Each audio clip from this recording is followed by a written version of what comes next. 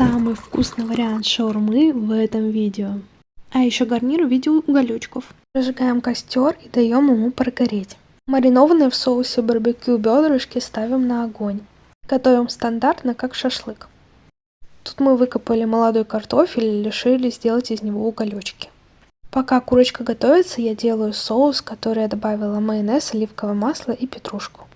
И чуть-чуть горчички, а это овощи. Сейчас самое интересное. Выкладываем соус, помидорки, огурчики, добавляем обычный классический твердый сыр, потом выкладываем оливки, это правда очень вкусно.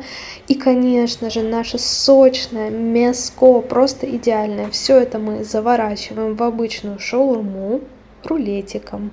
Старайтесь покупать хороший лаваш, который не рвется. Обжариваем с двух сторон на сухой сковороде, и вуаля, наша шикарная шаурма готова.